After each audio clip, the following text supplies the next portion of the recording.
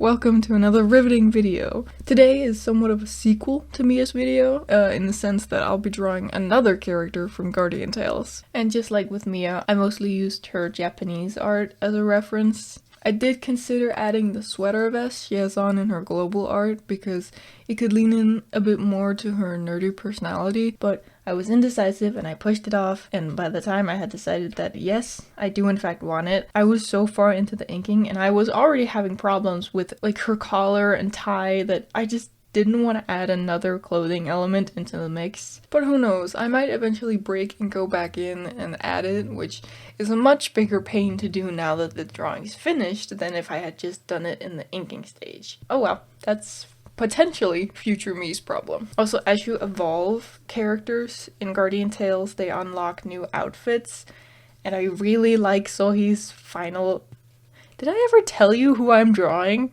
I don't think I did. Anyway, this is Sohee. She's my favorite character. That's why I'm drawing her today. Also to try and do her a little bit more justice than they do in the overly sexualized Japanese illustrations. But we'll get to that. Patience, my friend. Patience. Anyway, as I was saying, I really like Sohee's final outfit and hair. I really like the burgundy sweater they gave her and the fact that they let her hair down. It makes her look more mature.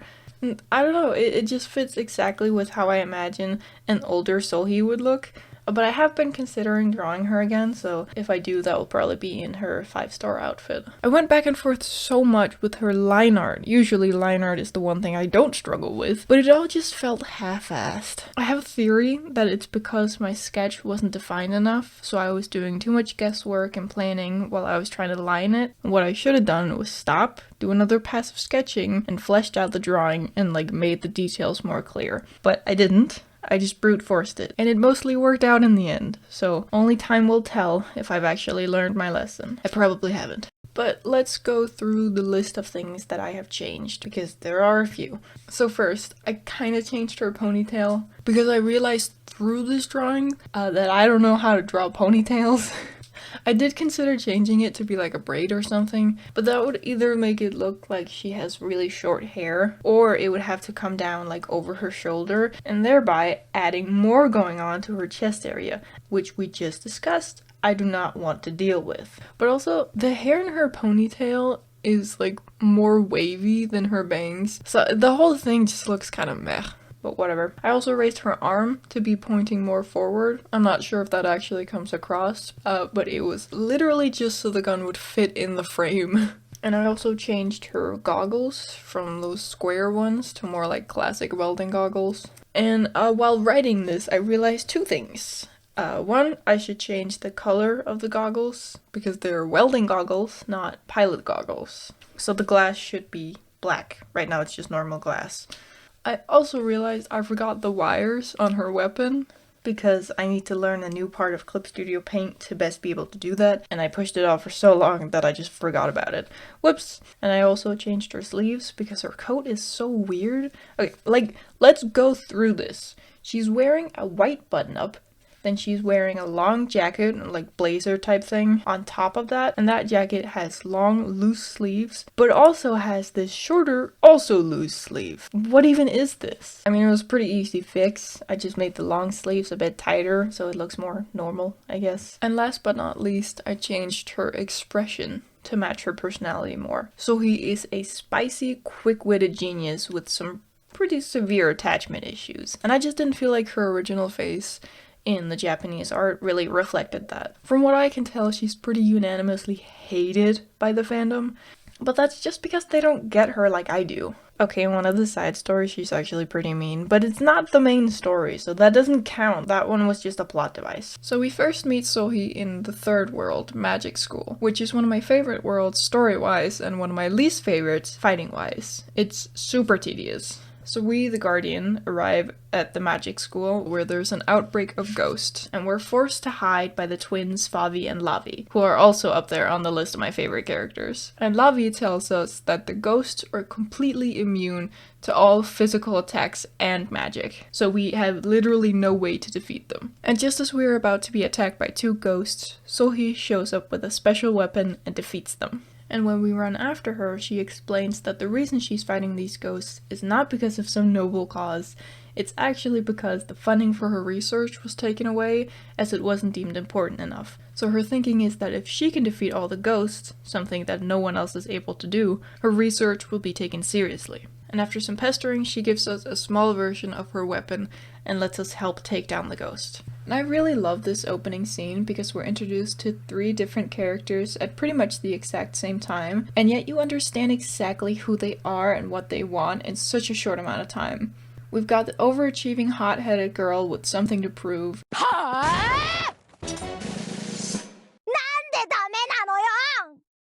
who has a shy, quiet twin brother who just wants to protect and be around his twin sister. And then we've got the arrogant, know-it-all scientist who is capable of saving the whole school, but is only willing to do it if it means getting something she wants in return. My only complaint, and it's not even a complaint, is that I keep mixing up Favi and Lavi's name, as in I want Lavi to be named Favi and vice versa. Like I said, not really a complaint, that's just me getting confused. But despite what I've seen a lot of people say, I don't think Sohee is mean. I think she's brutally honest, with an emphasis on brutal. She feels like she's better and knows more than anyone else, but like, to some extent, she's kind of right. She is literally a genius, and she knows it. I also find her dedication to rules very interesting, because we can see from her art that she clearly doesn't take her uniform too seriously.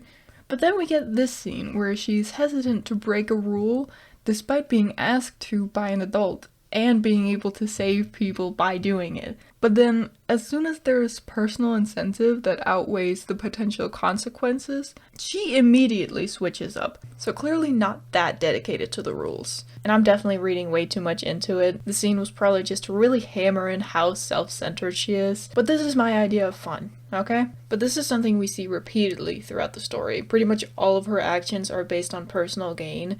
Even her drive that saves the whole school is selfishly driven. And I think that that's what people see, and then based off that decide they don't like her, and then stop paying attention, apparently. Because up until this point, I quite liked her. I thought she was a fun and interesting character. Apparently I like being insulted while I play games. But, you know, I also like unconventional characters. Sohee's personality is so far out of the typical nice girl, which I guess they felt like they needed to make up for with her art. The meaner they made her, the bigger her boobs became, I guess. But the thing is, it worked. The only reason people like her is because her tits are so massive. And for me, it's genuinely the only thing I don't like about her.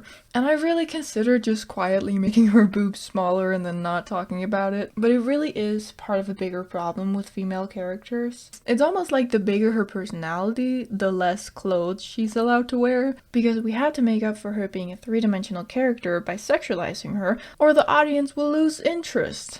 Or rather, they think straight men will, but let's be real, those are the only people that exist in the eyes of marketing. I don't know how to wrap this section up without it just sounding like misogyny bad. But what is there to say? But like, yeah, I'm disappointed they've taken such wonderful, well-rounded characters and then felt the need to sexualize them beyond recognition. I guess I just find it strange because they have several wonderfully designed female characters. In the beginning of the game, you can choose whether you want to be a female or a male knight. And regardless of what you choose, they actually have the same amount of armor on, which is kind of a miracle these days. So I guess it's just extra infuriating that they seemingly roll a dice to randomly pick characters to sexualize. Apart from maybe trying to smooth over Sohee's personality, there really doesn't seem to be any rhyme or reason to the women they sexualize. It's like Doofenshmirtz accidentally shot his boobinator a couple times and then hit some poor pedestrians who's now cursed with lifelong back pain. But the thing that took Sohee from like to love for me was throughout the story of World 3.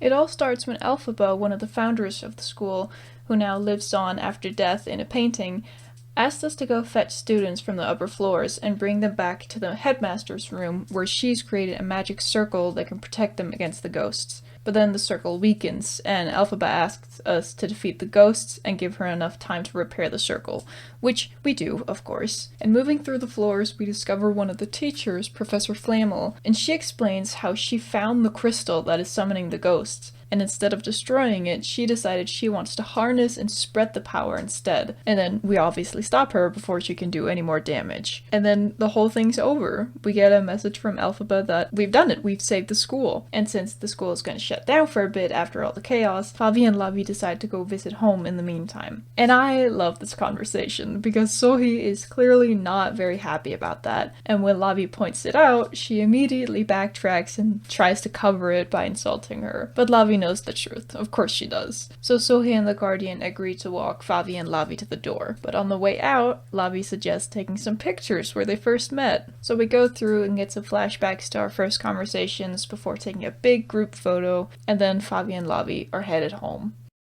But then the ghost somehow starts coming back, and Favi and Lavi both come running back, and when we don't get a response from Elphaba, we decide to all head back to her chamber. But when we get there, she reveals she's the one who's been sending out these ghosts, and her plan this whole time has actually been to sacrifice all of the students to resurrect herself. And we actually told all those students on the upper floors to head straight into their own doom. And even more so, Professor Flammel was actually trying to stop the ghost until she got corrupted by the crystal. And then we obviously have to fight her, because this is ultimately a fighting game. And we actually do manage to defeat her, but as she's dying, she decides to take us with her. And I'm gonna be honest, I don't really understand what's happening here, but TLDR, she is trying to kill us.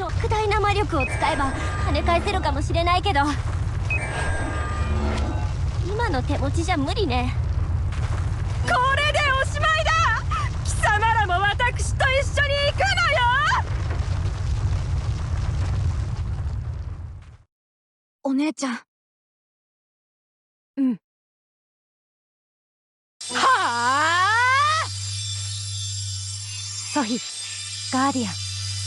これはあくまでも私たちの選択よ。だからあまり気にしたりしないでくださいね。なんだって？はあ？犠牲の制約！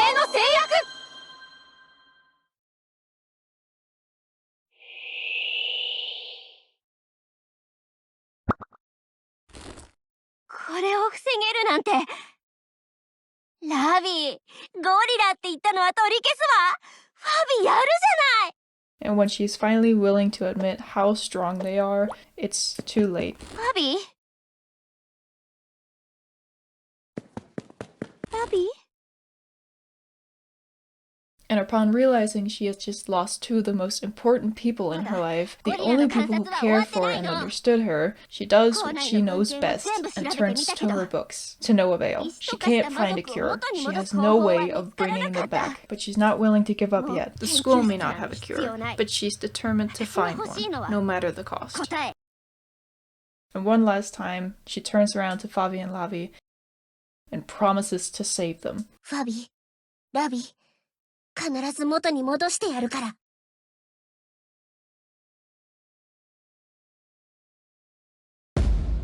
And that's where this world ends. Well, as in like the story's over, not the apocalypse kind of world ending. And it might be cliche, but God do I love a good power of friendship moment. Seriously, I was in tears when I played this the first time. And also when I played it the second time. Now, every time you complete a world in Guardian Tales, you unlock a nightmare version of said world. Now, when I first saw this, I thought it was gonna be like in Fran Bow or something, where everything is nightmarish and hellish, or like upside down. But no, it's just a different story within the same world, or like the story but told from a different perspective, and are just generally unrelated to the main story. And I had such a hard time getting myself to play it for this world. I just couldn't bring myself to play it. I couldn't go on knowing what happened or happens, depending on where we are in the timeline, to Favi and Lavi. But I eventually did, and, well, we arrive back at the magic school 3 months after the last scene, in the same room where Favi and Lavi's statues have been fenced in, and we meet up with Sohee, who has spent that time making a time machine to be able to go back in time to save Favi and Lavi. And I actually like that the game sets up a rule that it can only be used inside the school, so we can't just go back and fix things that have happened or will happen in the rest of the game. But I digress.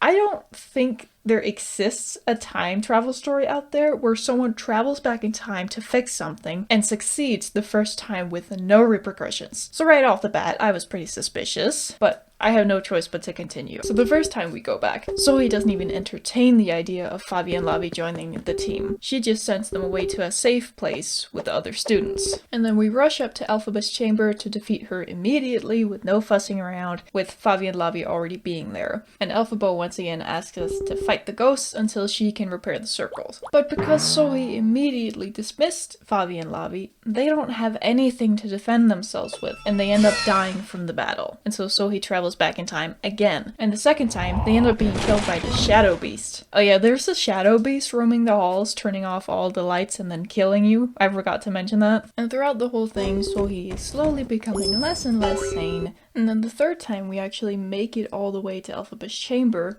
and actually survive the battle itself, but then they get hit by a fireball, killing them both. Every single timeline Sohee travels to, at least one of them don't make it out, and we end up exactly where we started, with Fabi and Lavi having turned to stone. And Sohee finally reaches her breaking point and just starts bawling her eyes out, which I personally think is character growth.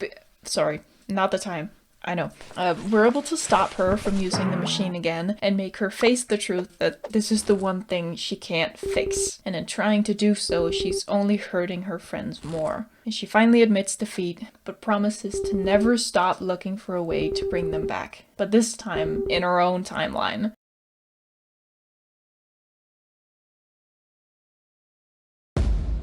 And as that world cleared appeared on screen, that was the moment I decided Sohee was officially my favorite character. I mean, like, her complete and utter desperation as she's trying to helplessly save her friends and just ends up killing them over and over and over, watching them bleed out and die. And then her ability to admit defeat and walk away from something she worked so hard on, letting herself cry. It's all something we would never have seen from Sohee when we first met her. Or just the fact that she's openly having these emotions and is willing to be seen caring for someone else really shows another side of her that I think people completely ignore when they think of her. And that's not to say that after this story she's supposed to do a complete 180 and always be nice and vulnerable, because that would take away from how much it means when she is. It's more so that in the future, when she's yelling at us or calling us names, we can look at her and know deep down she doesn't really mean it. And she knows that we know, and that's why we're friends, which is something she definitely wouldn't just admit to anyone, but she would do it if she had to. And that's the part that matters. And I feel comfortable saying this because I've personally had a friend where all we ever did was bicker and argue, and it was the most trustful relationship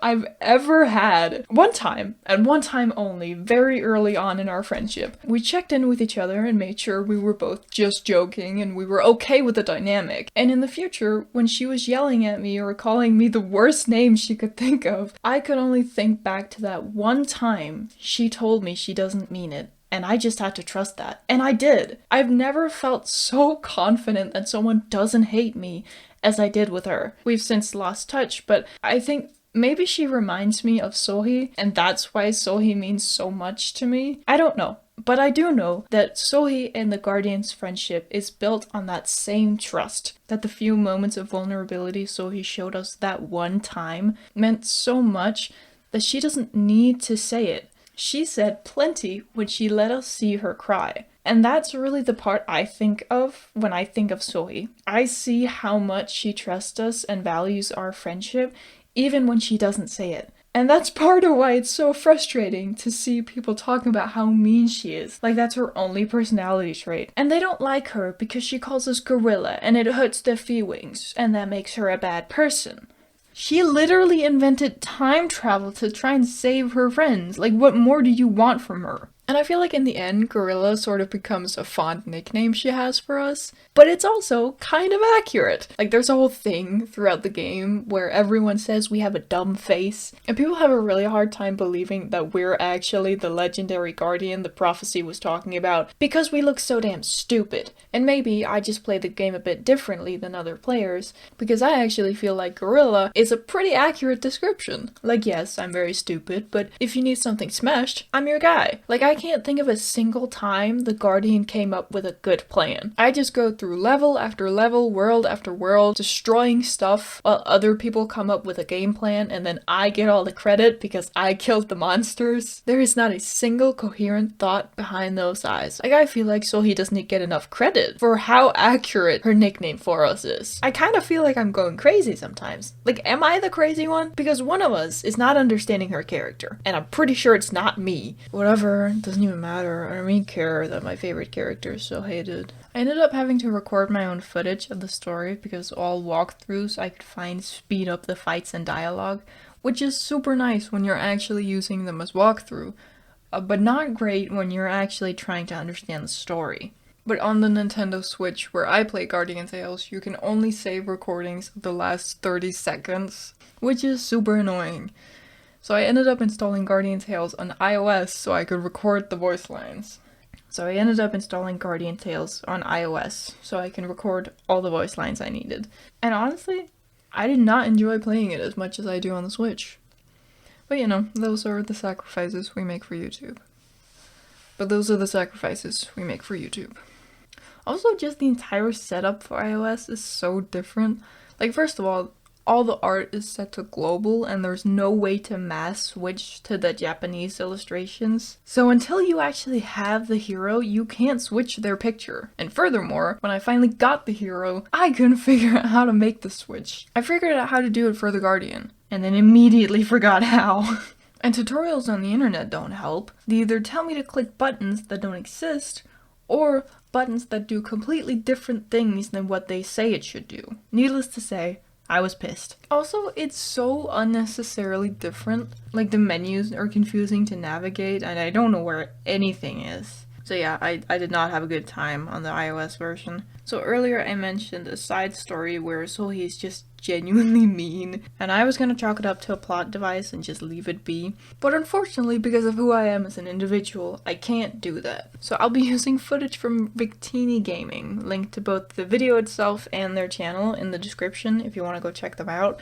Thank you for making my life a whole lot easier. So, short summary, Sohee has been learning to surf, and in the process has been scaring all the other people on the beach. Yusei, the lifeguard, another character I've also drawn, I just never made a video about it because I don't like how it came out, comes up to Sohee and gives her a warning that if she causes any more trouble, she'll be banned from the beach. So, Sohee finds a quiet place on the beach where no one is and begins surfing again. And just then, sea vendor Sia comes out of the water with her cart, and just as she's done setting up, Sohee comes crashing down into her shop and destroys the whole thing.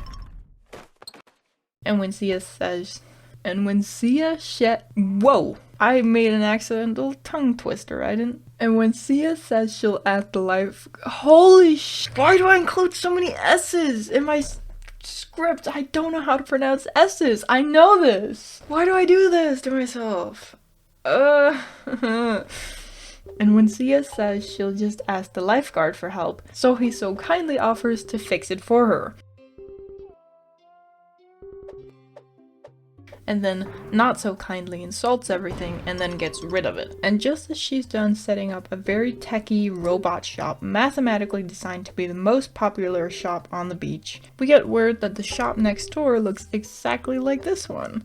As it turns out, when Sohee was planning, someone else was listening in and decided to copy her idea word for word. Now obviously if you've never played Guardian Tales, you don't know who Dolph is, but we meet him several times throughout the main story, and I could describe to you how he's a swindling con artist and he blah blah blah blah blah, or I can just sum it up as he's Dinkelberg and the rest of the world is Mr. Turner. Dinkelberg! And the rest of the story is kinda just Sohee coming up with original ideas to advertise Sia's shop, and Dolph doing the same thing but slightly better in a battle of whose shop can attract the most customers. Things crescendo, and they end up accidentally destroying the dolphin statue that the townspeople built long ago. We end up literally fighting both Dolph and Sohee and forcing them to make up.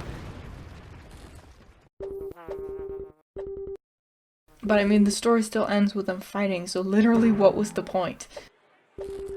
In the story, Sohee is just genuinely an unpleasant person. Even I didn't like her. I don't even mind how she acts throughout the story itself. It's pretty in line with what we see in the main story, her acting purely from selfish interest, her thinking she's better and smarter than everyone, her getting caught up in trying to prove that she's better than her rival. It's actually pretty fitting for her character. It's just the ending I don't like, because Sohee is far from a perfect person. She has a lot of lessons left to learn. But you also gotta actually let her learn from those lessons. Instead of just having her continue with her fight with Dolph, maybe have her actually admit her faults. Apologize to Sia. Admit the numbers and statistics don't actually guarantee success or popularity. Give me literally any hints to the fact that she's desperately hoping that if she just wears what is predicted to be the most popular swimsuit, people will like her. She is using numbers and math as a crutch to try and make people like her because that's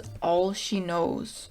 Let her learn from her mistakes, I beg of you. It won't ruin her character or make her boring, I promise. I played this story because I wanted to play a quick little side story before bed without realizing it was an hour long, and then they ended up making my favorite character into a two-dimensional hot-headed idiot. So yeah, I did not enjoy the story. I really feel like it took away all the things that make Sohee such a great character, all for the plot, TM. Anyway, I was expecting to talk about the scenes that made me love Sohee as much as I do, and then go back to talking about the drawing, but I've been talking about the story for 20 minutes, and I don't actually have time to go through the drawing. Whoops. I will go over the drawing briefly. I really struggled with her face for a while, but overall, I like how the piece looks. Thanks for watching. Hopefully you enjoyed 25 minutes of I don't even know anymore. I feel like I'm supposed to do some YouTuber like and subscribe kind of thing, but I don't feel like it, so bye.